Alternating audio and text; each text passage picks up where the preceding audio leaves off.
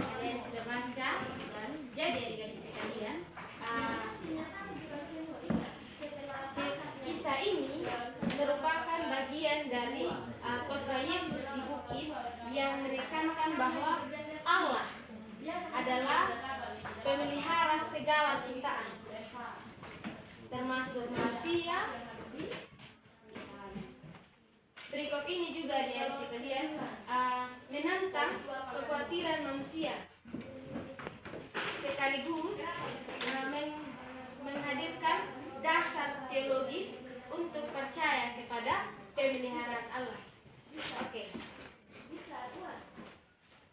Adik-adik sekalian, mohon maaf karena tidak bisa tampilkan di punya slide. Nanti kakak baca aja, nanti ada yang dengar, nanti kakak jelaskan. Jadi, setiap orang adik-adik pernah merasa khawatir, baik itu tentang uang, pekerjaan, masa depan, atau hal-hal lain.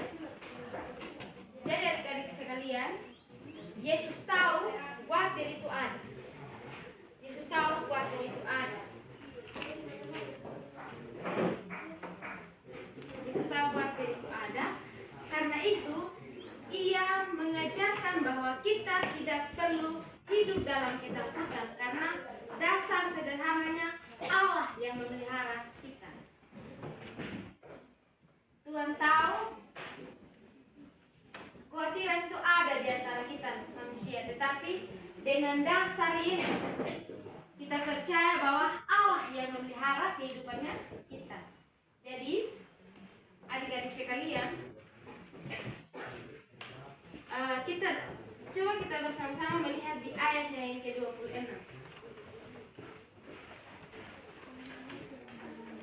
Di situ dia berbicara tentang burung-burung di langit.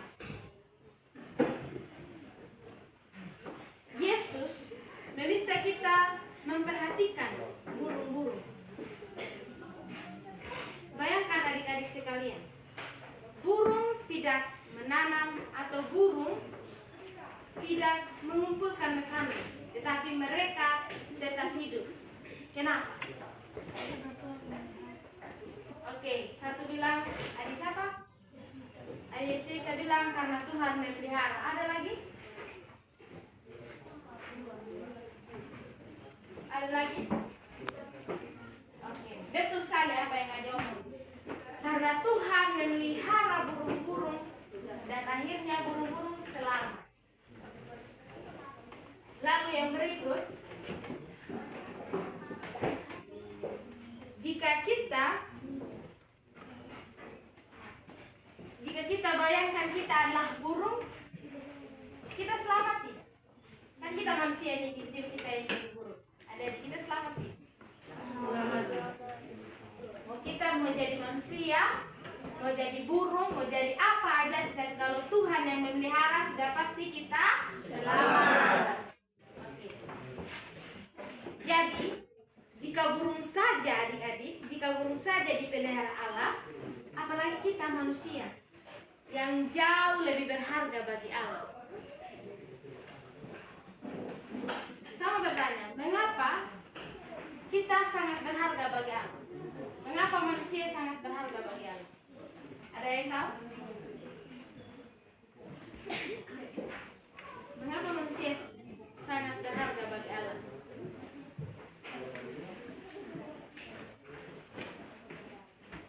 Oke, mengapa kita sangat berharga bagi Allah? Karena kita segambar dan serupa dengan Allah. Ingat, mengapa kita sangat berharga bagi Allah? Karena apa? Karena kita segambar dan serupa dengan Allah. Oke. Jadi adik-adik, kita adalah manusia yang segambar dan serupa dengan Allah. Oleh karena itu, kita ini adalah makhluk yang paling unik. Karena apa? Kita memiliki gambar yang serupa dengan Allah. Burung serupa dengan Allah? Tidak. Tentu tidak. Burung tentu tidak akan serupa dengan Allah. Burung punya akal pikiran tidak? Tidak. Manusia? Punya.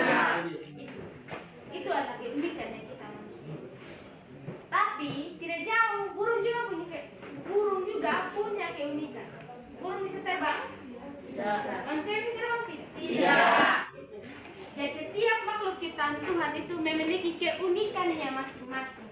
Manusia bisa berpikir, sedangkan burung bisa terbang, dan lain sebagainya.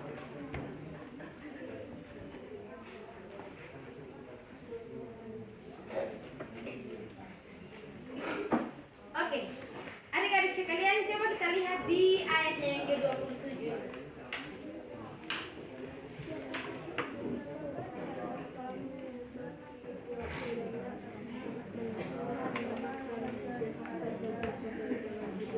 Oke, adik-adik sekalian, di situ dia mengatakan khawatir tidak dapat menambah sehasta. Oke, dan jika kita khawatir itu tidak menolong kita sama sekali. Jadi Yesus berkata bahwa khawatir tidak dapat menambah umur kita. Artinya khawatir berlebihan hanya membuat kita lelah, tetapi tidak mengubah keadaan. Betul tidak, adik-adik? Kita khawatir hanya membuat kita lelah, betul tidak? Betul. Kalau kita khawatir mengubah keadaan, tidak? Tidak. Mengubah keadaan tidak kalau kita khawatir. Tidak. Oke, siapa bilang mengubah? Kenapa? Kenapa mengubah?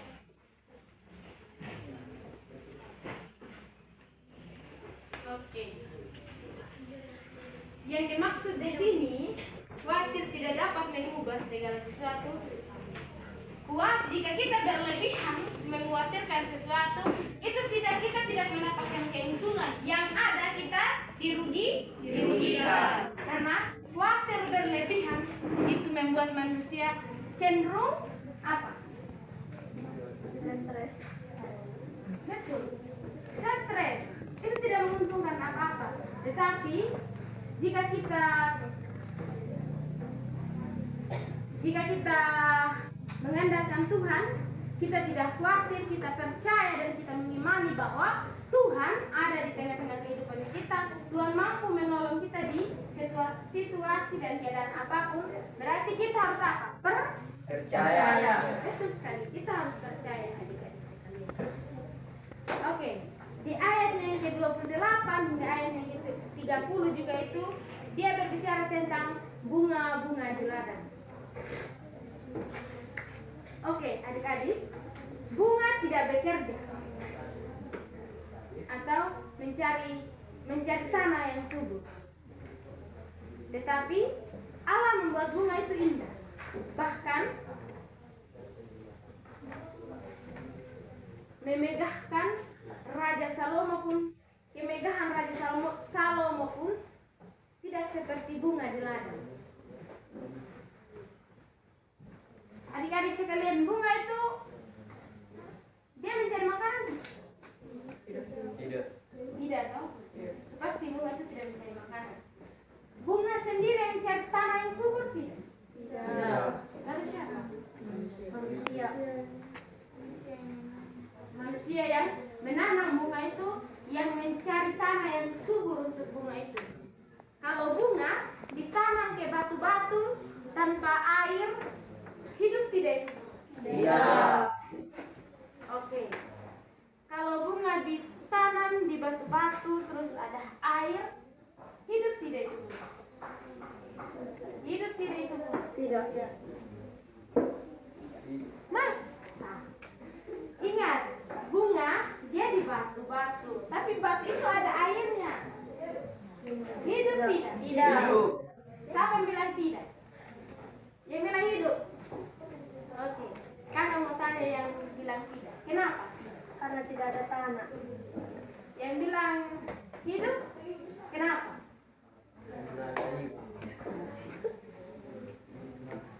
Jadi bunga itu bisa hidup kalau ada air, kalau ada batu. Tapi tidak berlaku untuk semua bunga, ada beberapa bunga juga. Nah, demikian dengan kita adik-adik. Jika kita punya kehidupan dipenuhi dengan kekhawatiran, maka menguntungkan apa? Kerugian. Betul sekali. Jika kita hidup percaya berserah kepada Tuhan, maka hidup kita akan selamat. Iya.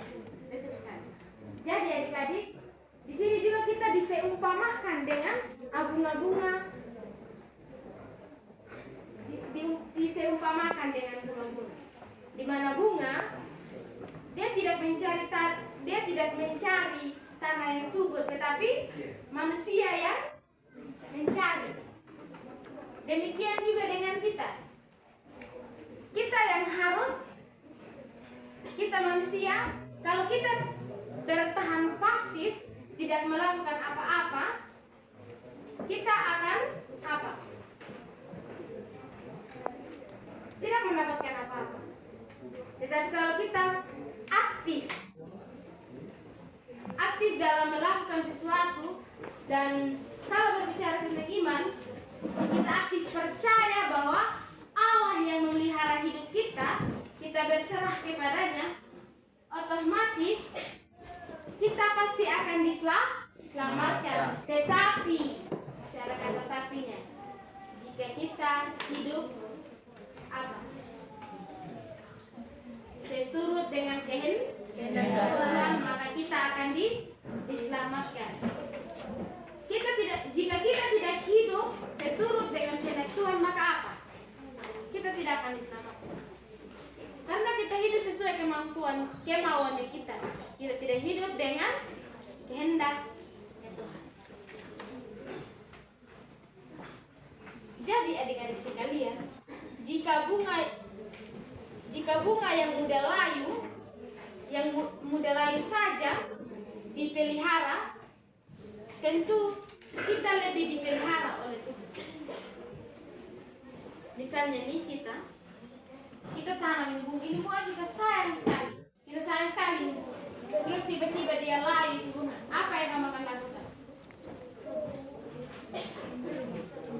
Iya betul, kita akan menyiram air, kita akan melakukan berbagai cara supaya itu bunga segar kembali. Nah demikian juga dengan kita.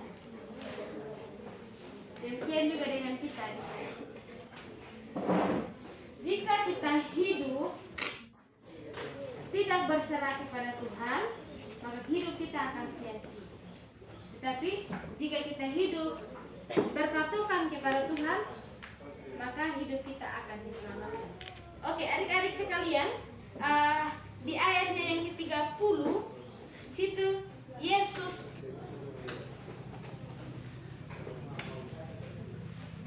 menegur. Itu Yesus di ayat yang ke-30 itu Yesus menegur itu. Dia berkata, "Hai orang yang kurang percaya." Artinya kekhawatiran sering muncul karena kita kurang percaya pada pemeliharaan Allah. Betul sekali adik-adik.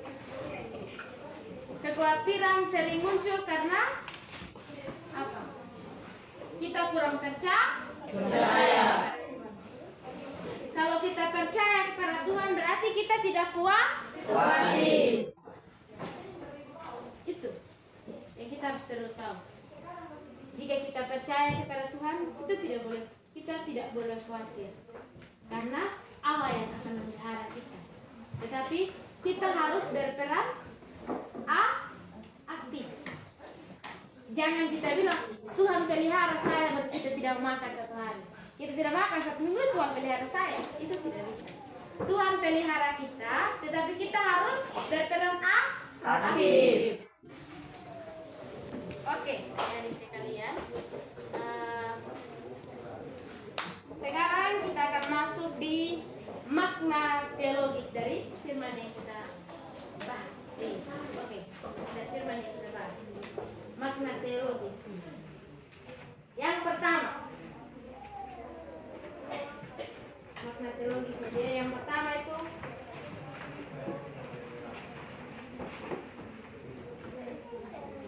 Allah peduli dan memelihara ciptaannya.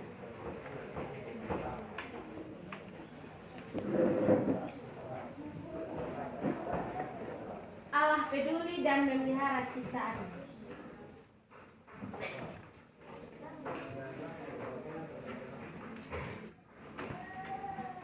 Jadi adik-adik sekalian, Allah tidak hanya menciptakan dunia, tetapi aktif merawat dunia. Ia peduli pada hal-hal kecil seperti burung-burung dan bunga, sehingga kita yang yakini Ia juga peduli pada kebutuhan kita. Kita yang yakin dan percaya kepada Tuhan, Dia peduli dengan kebutuhan Tuhan. Jadi, kembali yang kata Umum tadi, kita harus percaya kepada Tuhan. Jangan sekali-sekali kita hidup dengan kemauannya kita sendiri, melakukan apa yang kita mau, tetapi itu tidak sesuai dengan kehendak Tuhan. Jadi adik-adik sekalian, apa yang kita lakukan jika tidak sesuai dengan kehendak Tuhan, maka itu akan sia-sia. Apa yang baik di mata manusia belum tentu baik di mata Tuhan. Pegang. Apa yang baik di matanya kita belum tentu baik di mata Tuhan. Oke, kita akan lihat di makna teologisnya dia yang kedua. Allah adalah Bapa yang mengasihi. Allah adalah Bapa yang mengasihi. Adik-adik sekalian, Yesus menyebut Allah sebagai Bapa. Yesus menyebut Allah sebagai Bapa. Artinya, pemeliharaan Allah bukan sekedar aturan atau syarat. Pemeliharaan Allah bukan sekedar aturan atau syarat, tetapi berasal dari kasih seorang bapa yang sayang kepada anak-anaknya.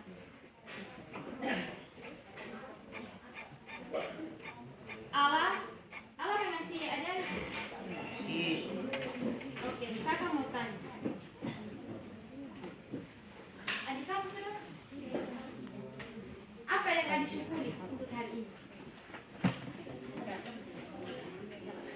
Itu yang adik syukuri. Adik? Oke. Adik sama sudah? Apa yang adik syukuri untuk hari ini? Adik? Apa yang adik syukuri untuk hari ini?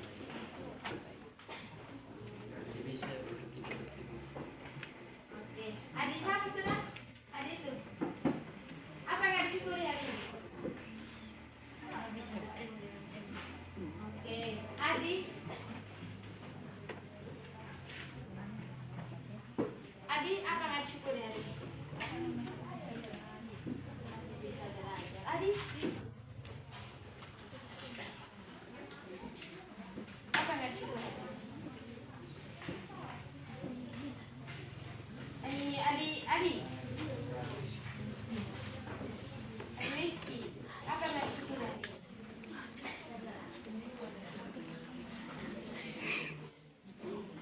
Oke, karena masih bisa bertemu dengan adik.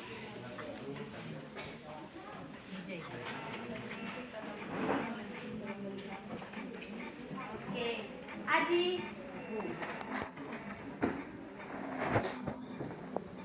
Suara kali tidak dengar. Masih bisa bertemu dengan orang tua. Oke, adik.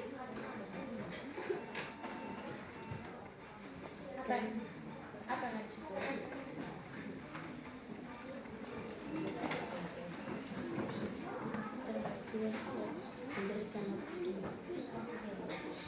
Apa yang adik omong tadi itu adalah bentuk pemeliharaan Allah. Ada yang bilang saya masih diberi kesempatan. Ada yang bilang saya masih diberi kesempatan untuk bertemu dengan Tuhan. Ada juga yang bilang saya masih diberi kesempatan masih sama-sama dengan orang tua. Itu adalah bentuk pemeliharaan Tuhan. Jadi adik-adik, apa yang kita syukuri, apa yang kita rasakan, apa yang ada di antara kita, itu adalah bentuk pemeliharaan Allah. Oke.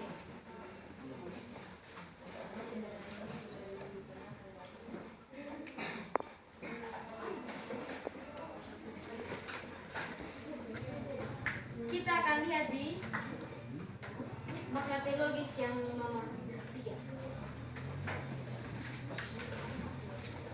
Iman sebagai jawaban.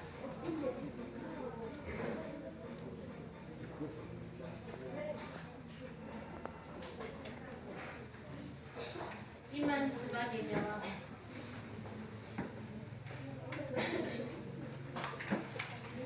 Iman sebagai jawaban. Jadi adik-adik sekalian, Allah memelihara, tetapi kita perlu percaya. Iman membuat kita tidak dikuasai kecemasan. Jadi adik-adik, kita tahu Allah memelihara kita, dan kita harus percaya itu. Kita harus mengimani bahwa Allah yang memelihara kehidupan kita. Jadi hal-hal kecil, hal-hal sederhana saja yang dapat kita temui, kita harus syukuri, karena itu adalah bentuk pemeliharaan Allah pada kita. Oke, adik-adik sekalian, ada berapa makna teologisnya? Yang pertama apa? Yang kedua,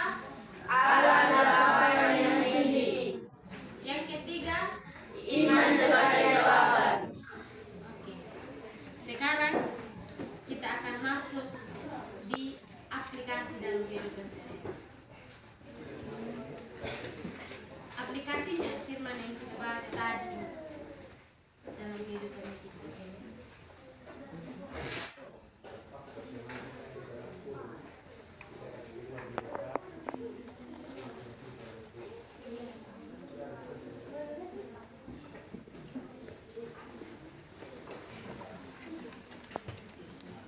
Yang pertama, menghadapi kekhawatiran dengan mengingat pemeliharaan Allah. Menghadapi kekhawatiran dengan mengingat pemeliharaan Allah.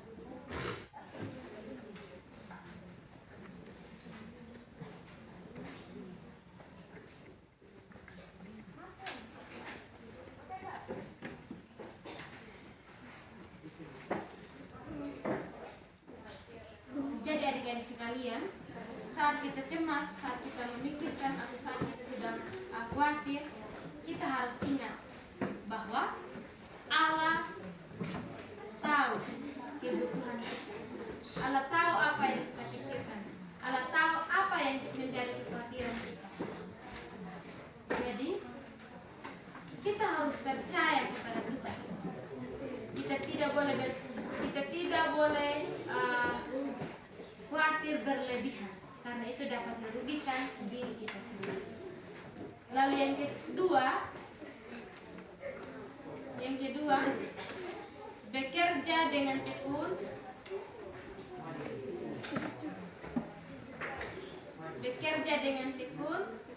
tetapi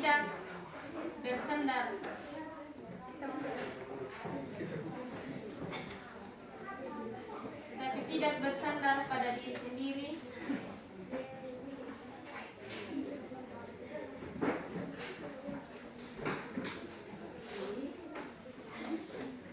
melainkan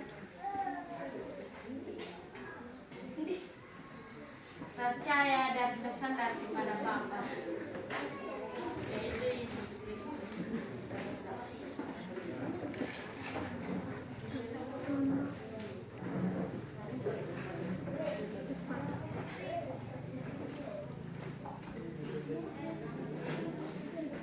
Jadi adik-adik sekalian, Yesus tidak melarang kita bekerja. Ia hanya mengingatkan bahwa hasil hidup kita bukan semata-mata karena usaha kita, tetapi karena kebaikan Allah, karena pemeliharaan Allah. Sekali lagi, Yesus tidak melarang kita bekerja, tapi Ia hanya mengingatkan bahwa hasil hidup kita bukan semata-mata karena usaha kita, tetapi karena kebaikan Allah. Jadi adik-adik, kita jangan beranggapan bahwa ketika kita bekerja keras kita punya segalanya. Kita sudah punya uang banyak, kita punya segalanya. Lalu kita merasa bahwa apa yang saya punya sekarang itu adalah usaha saya sendiri. Kita jangan seperti itu. Memang itu adalah usaha, tetapi itu adalah bentuk pemeliharaan Allah juga Tuhan tidak memelihara kita, bisa saja Tuhan tidak beri kita pekerjaan. Bisa saja Tuhan tidak berikan kita berkat. Tetapi karena Tuhan yang memelihara kita, kita dapat merasakan semuanya itu.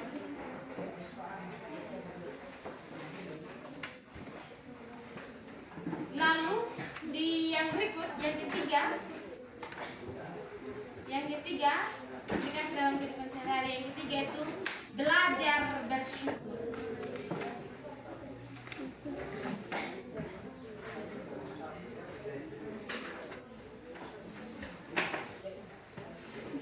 Belajar bersyukur.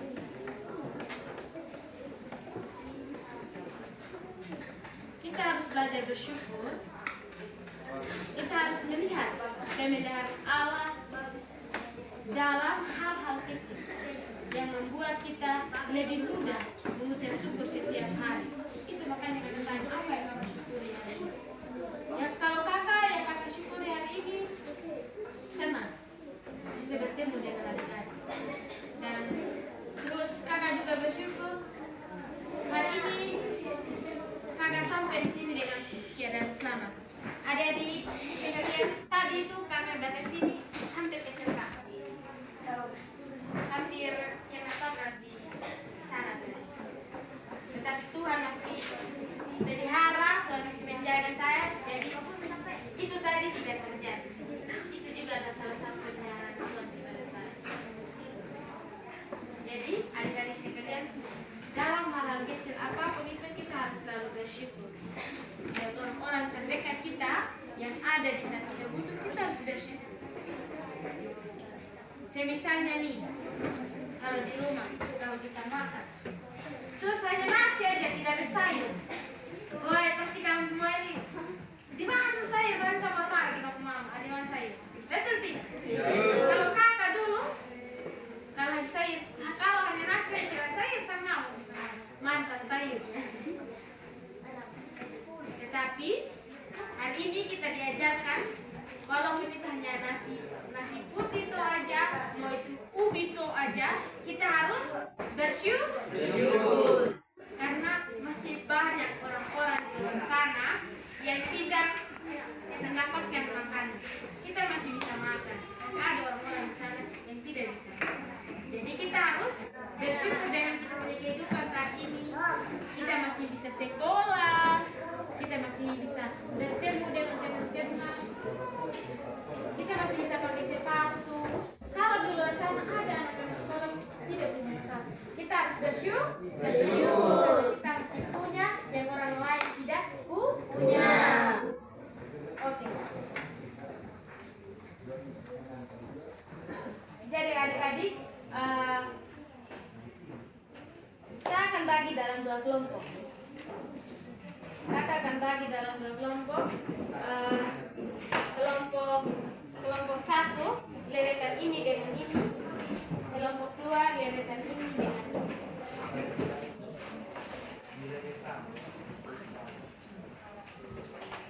Dan soalnya adik-adik tulis apa yang adik-adik syukuri hari ini. Pertama, apa yang akan syukuri dalam keluarga?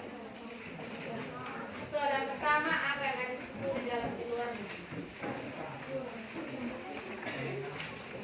Soalan pertama, apa yang akan syukuri dalam keluarga?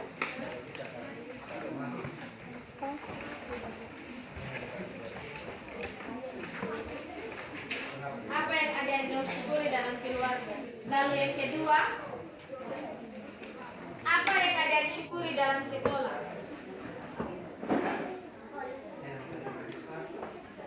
Soal pertama, apa yang adik-adik syukuri dalam keluarga? Lalu yang kedua, apa yang adik-adik syukuri dalam sekolah? Lalu yang ketiga, apa yang adik-adik syukuri dalam pergaulannya adik-adik di sekolah? Apa yang adik syukuri dalam pergaulan? Nah, dari ketiga soal itu, adik-adik harus menjelaskan. Misalnya, kakak akan kasih keluar contoh. Saya bersyukur dalam keluarga karena saya masih punya bapak mama. Kenapa Adi bersyukur punya bapak mama? Ayah dijelaskan. Kakak kasih waktu 10 menit bisa? 10 menit bisa? Sudah. Oke, bisa adik-adik? Sudah jelas teknik soal?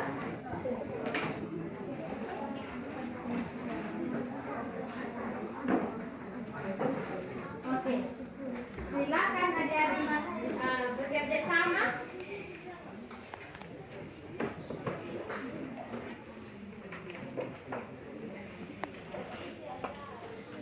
Atau tidak usah buat kelompok, per individu. Per individu bisa? Bisa. Oke.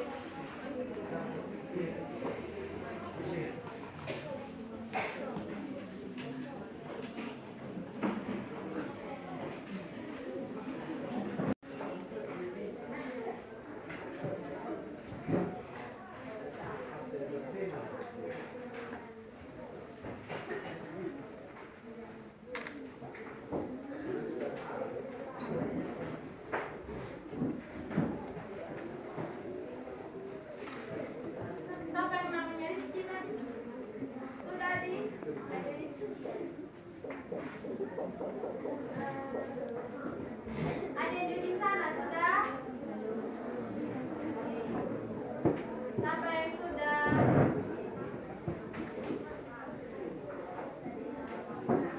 Kalian bawa di punya pena kalau mau. Apa yang adik-adik syukuri dalam keluarga?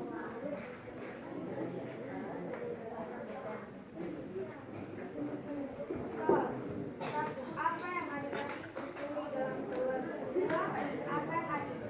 dalam sekolah? Tiga, apa yang adik-adik syukuri dalam pergaulan? Satu, yang saya syukuri dalam keluarga adalah masih bisa bertemu dengan papa, mama, kakak, dan adik. Karena bisa melihat keluarga masih sehat, bahagia, dan bercerita tentang hal-hal yang dialami. Dua, yang saya syukuri dalam sekolah masih bisa bertemu dengan teman-teman, dapat ibu guru. Karena saya sangat senang jika bertemu mereka, sangat bahagia masih ada sampai hari ini. Tiga, yang saya syukuri dalam pergaulan adalah masih bisa bertemu dengan sahabat, karena di situ kita bisa menciptakan suatu keadaan yang baik dan menciptakan suatu cerita yang sangat indah.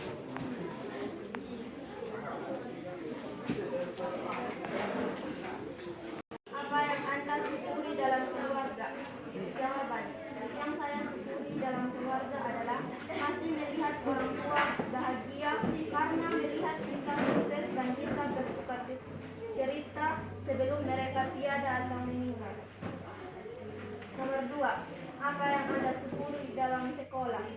Hal yang saya syukuri dalam sekolah adalah masih bisa berkumpul bersama-sama dengan teman-teman dan bapak ibu guru, karena tidak selamanya kita berkumpul, dan yang paling penting adalah kita dapat menciptakan suasana yang bahagia dan dapat menciptakan kenangan sebelum kita berpisah.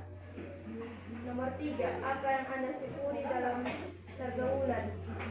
Jawaban, hal yang saya syukuri dalam pergaulan adalah kita masih bisa berteman karena masih bisa bermain bersama, bahkan saling mendukung dalam hal apapun, baik dalam susah maupun senang.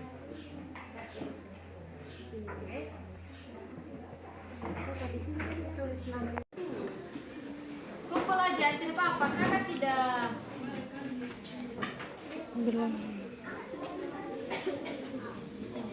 ada punya nama ada.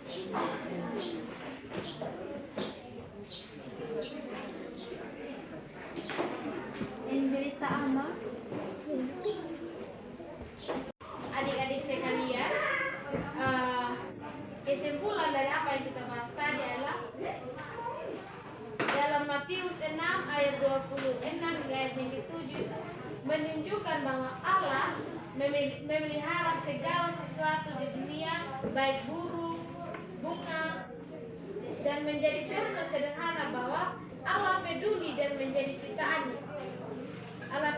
Allah peduli dan menjaga ciptaannya. Jika Allah memelihara hal-hal kecil, tentu Ia juga memelihara hidup kita dan yang jauh lebih berharga dari burung-burung, bahkan bunga. Karena itu kita diajak untuk hidup dengan iman, bukan dengan khawatir. Kita diajak hidup dengan iman, bukan dengan khawatir.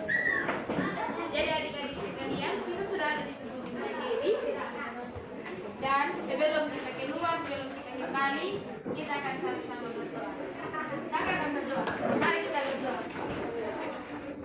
Ya Allah, ya Tuhan kami, terima kasih untuk kebaikan-Mu bersama-sama dengan kami sepanjang kegiatan mengajar kami. Tuhan, terima kasih untuk pelajaran ini. Kiranya kami menjadi anak-anak yang tidak khawatir berlebihan tentang kehidupan kami, melainkan kami harus percaya kepada Tuhan yang sanggup menolong kami dalam keadaan apapun. Berkati masa depan pergumulan hidup kami. Bapa yang baik, ini doa kami hanya di dalam nama-Mu. Kami telah berdoa kepada Allah Bapa di surga. Sama-sama